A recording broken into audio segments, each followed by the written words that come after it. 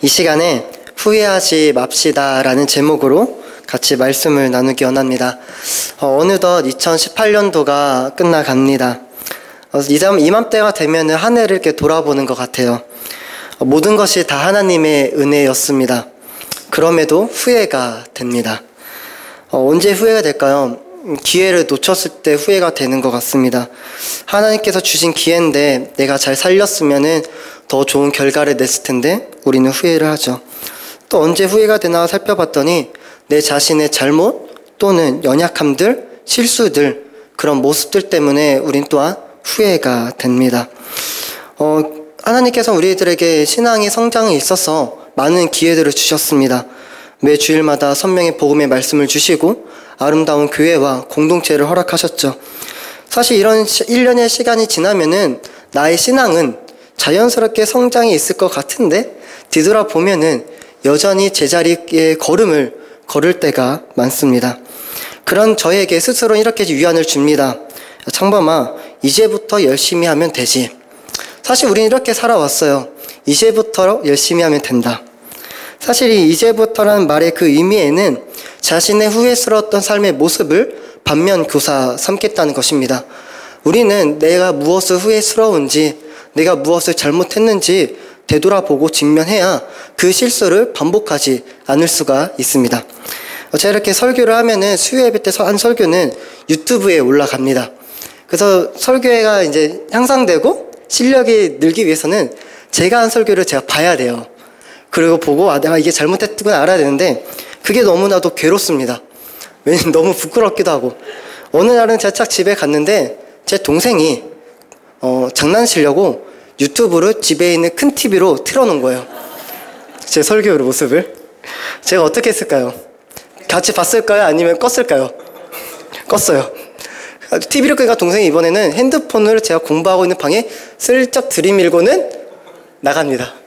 어떻게든 동생을 저에게 직면시키고 싶었나 봐요. 형이 설교 잘 좀 해라. 보고 좀 노력 좀 해봐라. 하지만 저는 저희 설교를 보기를 너무 싫어요. 왜냐하면은 너무나도 부족한 것이 많고 연약한 것을 내가 알기 때문에 우리는 자신의 삶에 지나온 삶을 되돌아보기를 싫어합니다.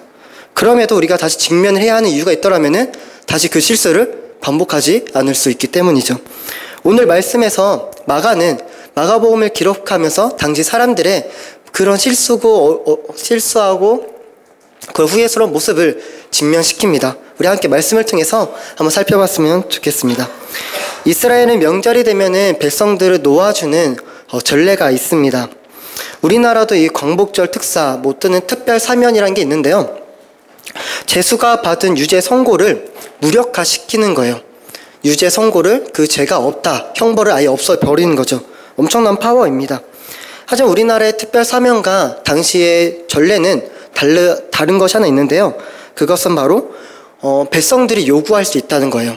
자신이 원하는 그 죄인을 요구할 수 있습니다. 만약에 우리나라가 이런 것이 시행된다면은 국민청원 게시판에 엄청난 댓글이 달릴 거예요. 이 죄인을 풀어달라. 하지만은 이 빌라도 당시 이 사람들이 죄인을 요구할 때 단 한 명만을 요구할 수 있습니다. 그리고 빌라도는 그 요구를 들어주죠. 왜 이런 일을 했을까요? 그 이유는 간단합니다. 백성들을 유화시키려는 거죠. 총독인 빌라도가 그런 일을 시행함으로써 이스라엘 백성들에게 나는 이렇게 좋은 너희들의 다스리는 자다. 그러니 내 말 잘 들어달라. 그날은 유월절이었습니다. 많은 유대인들이 흩어졌던 유대인들이 한자리에 모인 자리예요. 그 자리에서 이 빌라도는 얼마나 자신이 좋은 왕으로, 좋은 지도자로 보이고 싶었을까요? 그렇다면 과연 무리들은 누구를 요구했을까요? 누구를 요구했는지 찾아보는 게 매우 오늘의 말씀의 키 포인트입니다. 우리는 흔히 어릴 적 이 말씀을 들으면은 빌라도를 요구했다고 많이 생각해 왔는데요.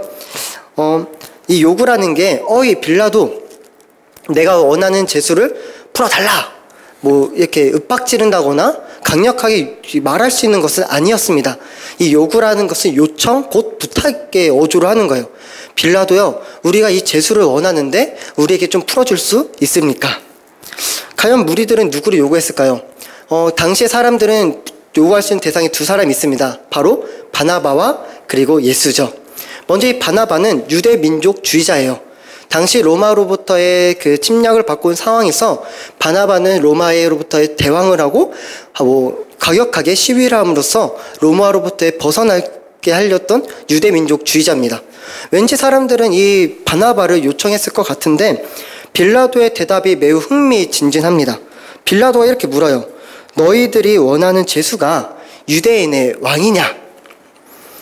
빌라도가 왜 이렇게 물어봤을까요? 만약에 이 무리들이 처음에 바나바를 풀어주세요 라고 요구했더라면은 빌라도는 자연스럽게 너희들이 원하는 제수가 바나바냐? 이렇게 물었을 거예요. 하지만은 빌라도는 너희들이 원하는 제수가 유대인의 왕이냐? 이렇게 묻고 있습니다. 사실 그 재판하는 그 자리에는 큰 4명의 인물들이 있는데요. 무리들이 있었고 대제사장이 있었고 빌라도가 있었고 예수님이 있었습니다. 좀 어려운데 같이 한번 잘 생각해 볼게요. 먼저 이 무리들과 그리고 대제사장들의 관계는 어땠을까요? 무리들과 그리고 대제사장. 당시 마가복음은 마가를 기록하면서 이 무리들을 표현을 크게 2부류로 합니다. 첫 번째 부류는 예수님의 말씀을 듣고 예수님을 따르고 예수님께서는 그들을 불쌍히 여기시고 먹을 것도 주시고 또 함께 했던 부류가 바로 이 무리들이 첫 번째 무리들이고요. 두 번째 무리는 마가복음 14장에 기록되어 있는 종교 지도자들로부터 예수님을 잡아오라고 보냄을 받은 무리들이 있습니다. 이 무리들은 절대적으로 예수님을 싫어하는 무리들이고 이쪽 무리들은 예수님을 좋아하는 무리들이에요. 그래서 이 마가복음을 자세히 보면은 이 마가는 의도적으로 이 2 부류를 구분을 합니다. 그렇다면은 당시 빌라도의 재판하는 그 자리에 있었던 무리들은 누구였을까요? 그것은 바로 이 첫 번째 무리였습니다. 예수님을 따라다녔고 예수님과 함께 있고 예수님이 먹였고 예수님의 말씀을 들었던 사람들. 이 사람들이 제일 먼저 빌라도에게 요구했던 대상은 바로 예수님이었습니다. 하지만은 우리의 생각과 다르게 사건이 다르게 진행이 됩니다. 사실 빌라도에게 우리는 예수님을 원해요. 예수님을 풀어주세요 하면은 우리의 빌라도가 그래 너희가 원하는 예수야? 그럼 내가 풀어줄게 라고 보내줘야 되는데 이 모든 사건이 대반전이 이루어집니다. 성경은 그 첫 단어를 이렇게 시작해요. 그러나. 사실 이 그러나 단어는 앞에와 뒤의 문맥을 완전 바꿔버립니다. 그러나 대제사장들이 무리를 충동질하여 앞뒤 상황이 바뀌어요. 무엇이 바뀌냐 봤더니 첫 번째는 무리들이 요구했던 대상 그리고 빌라도를 향한 태도가 바뀝니다. 사실 처음에는 예수님을 놓아달라고 했어요. 그러나 이제는 바나바를 놓아달래요. 처음에는 빌라도에게 요청했어요. 부탁했어요. 그러나 이제 그들의 모습은 빌라도를 향하여 외치기 시작합니다. 소리치기 시작해요. 이 무리들이 변화되기 시작했습니다. 이 변화의 중심에 누가 있었냐면은 바로 이 대제사장들이 있었어요. 이 대제사장들이 무엇을 했냐면은 바로 무리들의 마음을 충동질합니다. 특별히 우리는 무리들이 가지고 있었던 그 마음에 대제사장들은 충동질해요. 충동은 그 마음에 하는 거잖아요. 당시 무리들이 가지고 있었던 예수님을 향해 가지고 있었던 기대하는 마음이 있었습니다. 그들이 기대했던 것은 예수님이 예루살렘에 입성하실 때 호산나라 외친 이유는 예수님께서 장차 우리를 로마로부터 구원해 줄 거라는 메시아로 생각했어요. 정치적 해방자로. 그래서 예수님이 들어올 때 환호했는데 그러나 지금 그들의 눈에 비춰져 보이는 예수님의 모습은 너무나도 초라합니다.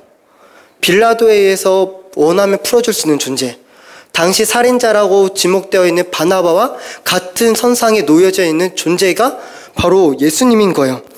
이 대제사장들은 이 무리들의 마음에 충동질합니다. 야 봐봐라, 너희들이 그토록 원했고 따라다녔던 그 예수, 너희가 그토록 좋아했던 이 예수를 잘 봐봐라, 얼마나 초라해 보이지 않느냐.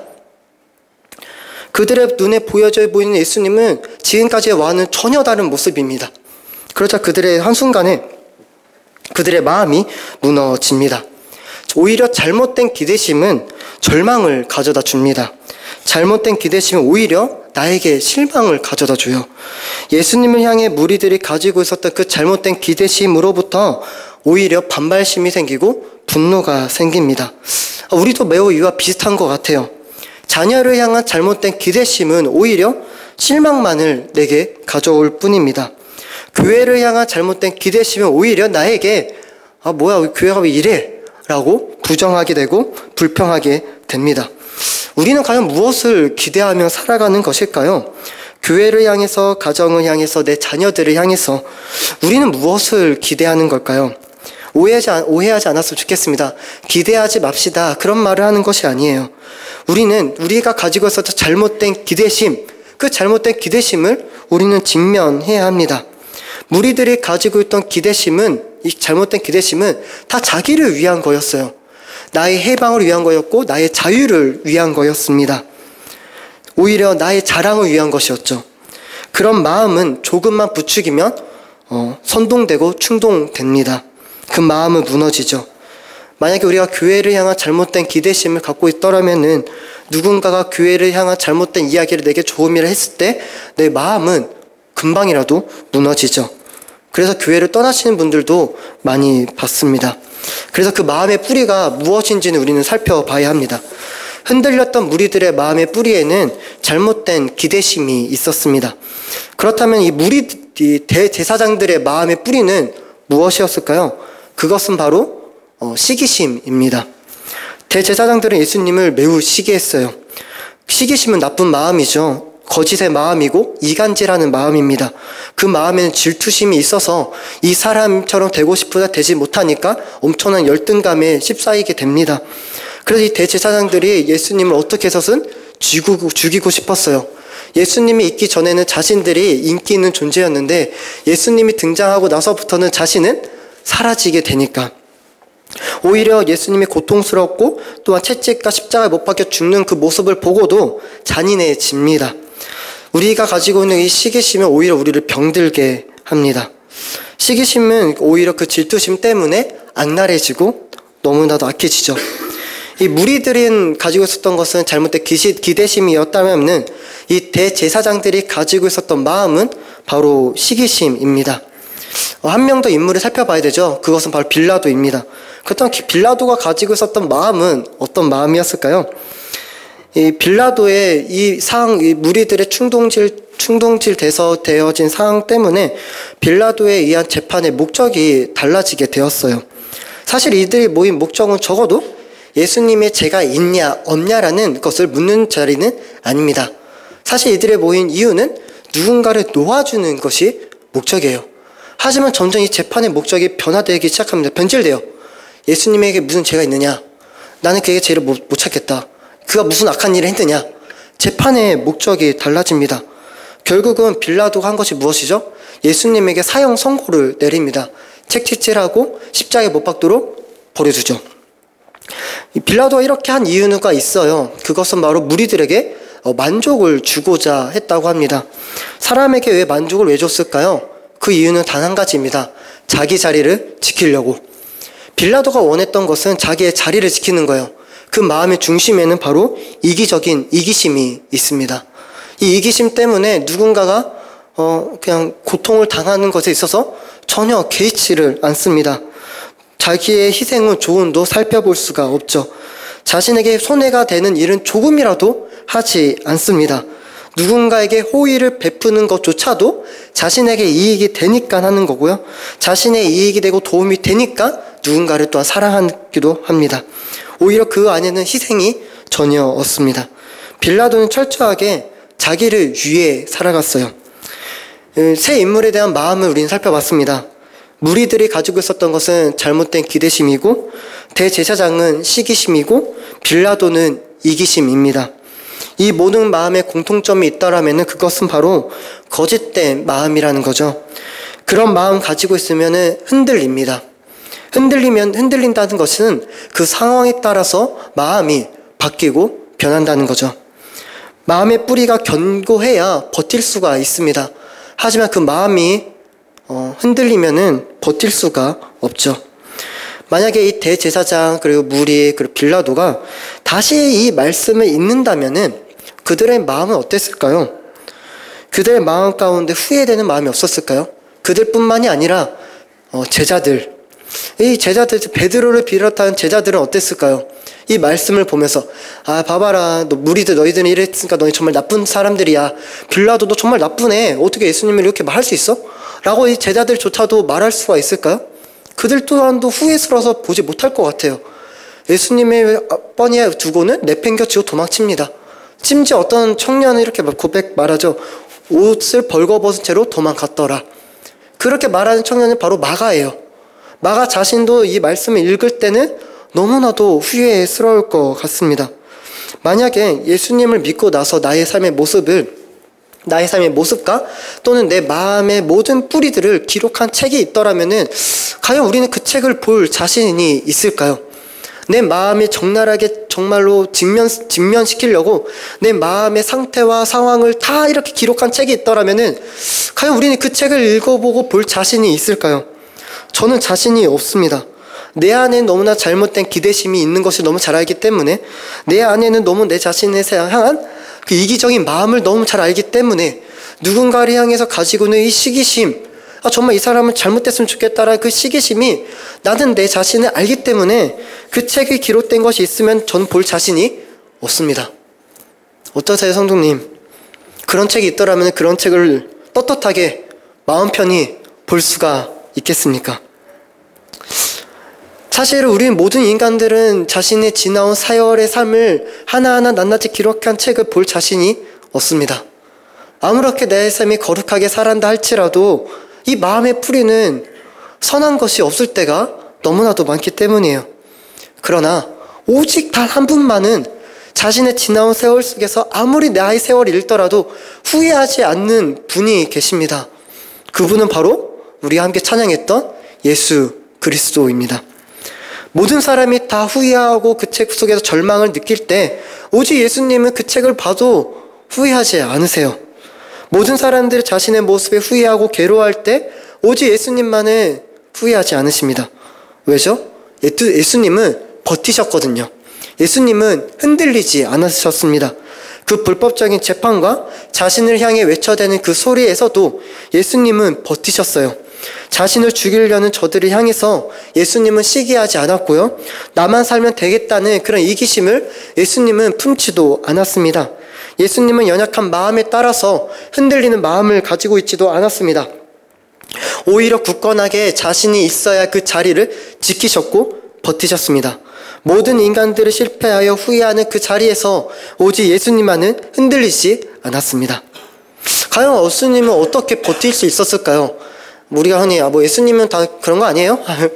그렇게 확 정해버리시는데요. 아니에요. 예수님도 버틸 수 있었던 이유가 있습니다. 그것은 어딘가에 붙들려 있었기 때문이에요. 그것은 바로 두 가지인데요.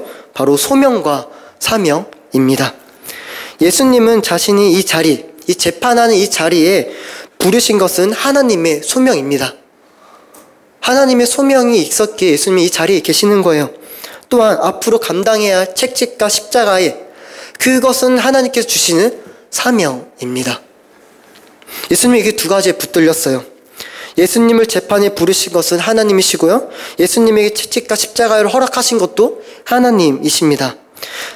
소명에 붙들려 사명의 자리로 나가셨죠. 소명에 붙들려서 사명의 자리에 굳건하게 서 계신 예수님, 그 재판에 임하신 그 예수님을 우리가 좀 바라봤으면 좋겠습니다. 그분은 전혀 흔들리지 않아요. 그를 향해 끊임없이 외쳐대는 그 소리, 십자가에 못 박여 죽여라, 소리와 끊임없는 외침 속에서 예수님은 눈 깜짝하지 않으시고 오히려 버티십니다. 귀한 성도님, 과연 우리는 어디에 붙들려 있는 것일까요? 우리가 붙들고 있는 그 마음의 그 뿌리는 과연 무엇일까요? 그것이 진리가 아니라면은 우리는 너무나도 자꾸 흔들리고 또한 후회되는 인생을 살게 됩니다. 그러나 우리가 붙들고 있는 것이 나를 부르신 하나님의 소명과 나에게 이것을 맡겼다는 그 하나님의 사명, 그 두 가지를 붙들고 내가 살아간다면은 나의 삶을 뒤돌아봤을 때 우리는 후회하지를 않습니다. 소명과 사명은 단순히 목회자들에게만 주어진 것은 아니죠. 나를 가정으로 부르시고 교회를 부르시고 일터로 부르신 것은 하나님의 소명입니다. 그리고 그 자리에서 내게 해야 할 그 일을 맡기신 것은 바로 하나님의 사명, 하나님께 주신 사명이죠. 그것을 붙들고 있어야 내가 처해져 있는 상황 속에서, 환경 속에서 우리는 흔들리지 않을 수가 있습니다. 흔들리지 않아야 후회하지 않아요. 나를 부르신 것은 하나님이십니다. 나에게 자녀를 맡기신 것도 하나님이시죠. 내게 교회를 맡기신 것도 사실 하나님이십니다. 그리고 내게 가정을 맡기셔서 아름다운 가정을 꾸미고 하나님이 기뻐하시는 가정을 만들어가는 것도 하나님께서 주신 사명입니다. 그 사명감에 붙들려 있어야 우리는 흔들리지 않을 수가 있습니다. 우리가 계속 큐티하는 말씀, 바울, 사도행전의 말씀을 봐도 바울은 무엇에 붙들렸나요? 끊임없이 몰아치는 환경과 싸움 속에서도 바울은 흔들리지 않았습니다. 끝까지 버틸 수 있었어요. 그것은 바울도 두 가지에 붙들렸죠. 소명과 사명입니다. 사도행전 9장 15절에 이렇게 기록됩니다.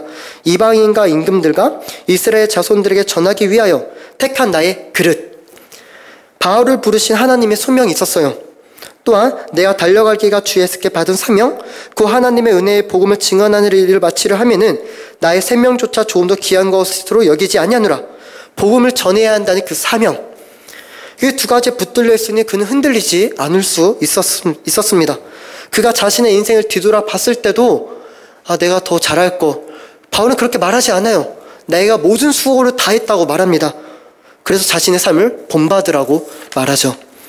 그런데 우리는 어느 순간부터 하나님께서 나를 부르셨다는 소명은 점점 더 흐릿해져만 갑니다. 하나님께서 내게 맡기셨다는 그 사명감은 점점 더 사라져 갑니다. 오히려 소명과 사명은 사라져가는 채 오히려 내 안에는 이기심과 잘못된 기대심 또한 시기심, 오히려 허황된 꿈을 꾸며 우리는 살아갑니다.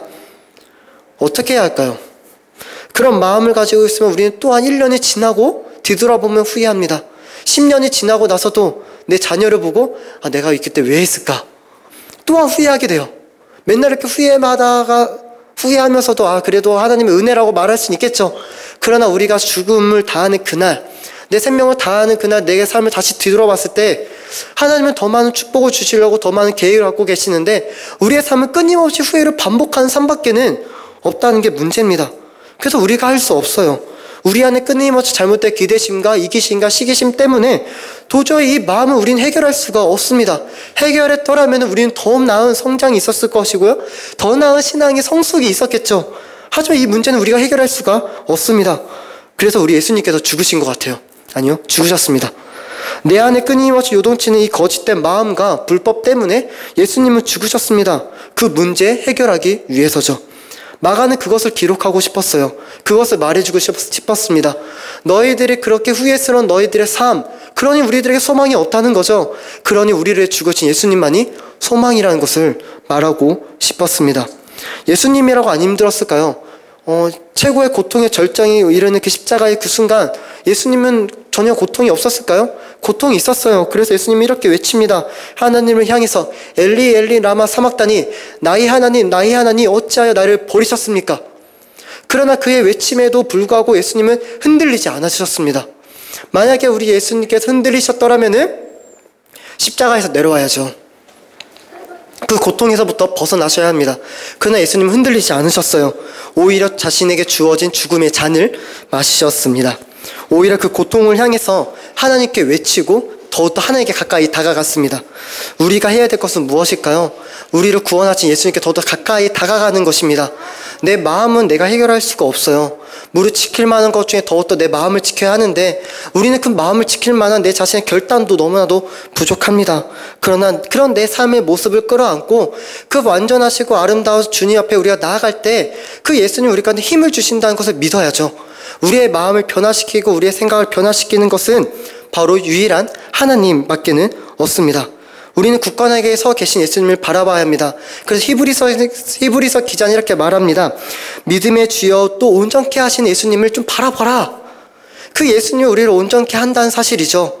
우리는 얼마만큼 나의 삶 속에서 예수님을 좀 바라보고 있나요? 전혀 흔들림 없고 계시는 그 예수님을 바라볼 때 우리에게는 소망이 생깁니다.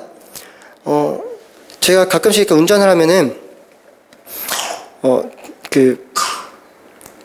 사람들이 언제 가장 사고가 많이 나는가 봤더니 빨간불, 노란불, 초록불 중에서 언제 사고가 많이 날까요? 바로 노란불입니다. 초록불 때 가다가 노란불이 서면은 멈춰야 되는데 이 사람들이 그냥 확확 지나가요. 난 달려도 되겠다.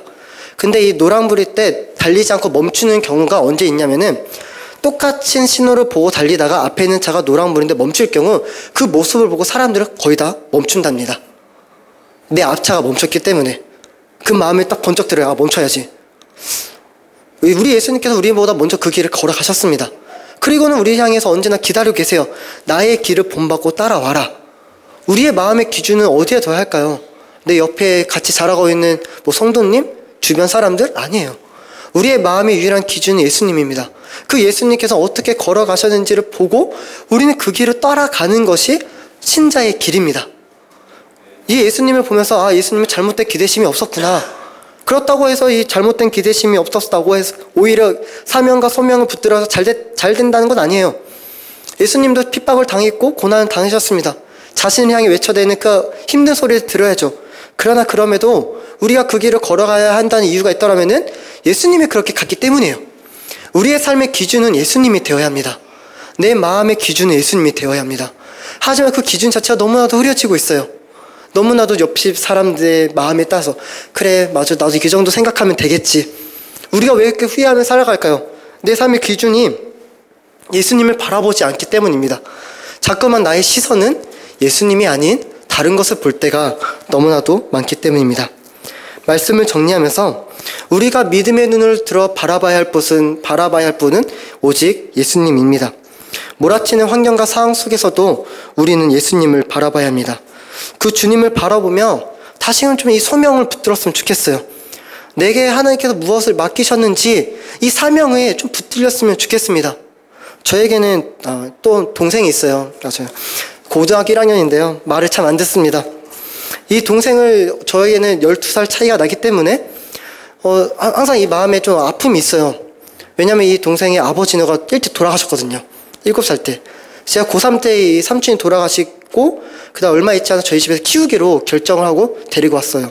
그 제가 처음에 이 동생을 향해 가진 마음은 어떻게든 내가 좋은 아빠까지는 아니더라도 정말 좋은 형이 되어야겠구나. 언제나 그 마음을 갖고 있었지만 끊임없이 이 동생의 사춘기가 걷고 보여지는 모습을 때문에 이 마음이 힘든 거예요. 처음에 사명은 이 아이를 정말 하나님의 사람으로 키우고 나 또한도 이 아이에게 하나님의 사랑을 베풀어주고 해야겠다는 사명감에 처음에 다 같이 붙들려 있었어요. 저희 가족 다 같이.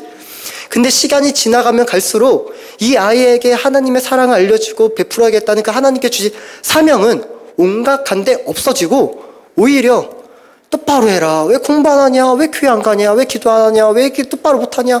일어나라. 맨날 끊임없이 잔소리. 그래서 저희 집도 함께 가정 예배 드리고 뒤돌아보면은 그래 너가 키가 많이 컸거든요. 저보다 크니까 끼는 잘 컸는데 후회스러운 거예요. 왜 이렇게 우리는 애한테 똑바로 말을 이쁘게 해주지 못했을까? 아시잖아요. 다 집에 가면은 자녀들을 어떻게 부르시나요? 교회에서는 아이고 이쁜 내 아들 하지만은 집에 돌아가면은 야 이게 우리들의 모습이에요. 하지만 어쩔 수 없죠. 그럼에도 우리는 어쩔 수 없다는 것으로 우리는 묻어나서는 안 됩니다. 훗날 되면 후회하겠죠. 미안하다. 맨날 후회하며 살 수는 없습니다. 언제까지도. 우리는 다시금 우리가 기억해야 될 것은 내게 가정을 맡기셨다면 내가 해야 할 사명이 있습니다. 그 사명을 다하기는 쉽지 않아요. 그렇기 때문에 예수님께서 하신 것은 하나님을 향한 예침이었습니다. 엘리라면 라마 사단이 하나님 어찌 나를 버리셨어요. 그런 간절한 외침 속에서 하나님은 끊임없이 그 자리를 버티셨습니다. 귀한 성도님, 우리에게 주어진 자리를 소망합니다. 흔들리지 않고 연말이 다 되어 가는데요. 우리가 내년도를 바라보면서도 내가 이 두 가지 좀 붙들어야겠구나. 나를 이 교회를 부르신 하나님의 소명 앞에 내게 주어진 직분을 감당해야 할 그 사명, 내가 부모라는 하나님께서 내게 가정을 주신 그 소명의 가정이라는 자리 속에서 내가 부모라는 그 사명, 직장에서 내가 지켜야 할 그 사명, 그 사명에 붙들려 있으면은 많은 사람들이 흔들리고 또한 무너진 그때 우리는 웃을 수 있습니다. 왜냐면요, 우리 예수님께서 우리를 보고 웃으시기 때문입니다. 그렇게 살아가는 귀한 우리 성도님 되기를 간절히 소망합니다. 우리 함께 기도했으면 좋겠습니다.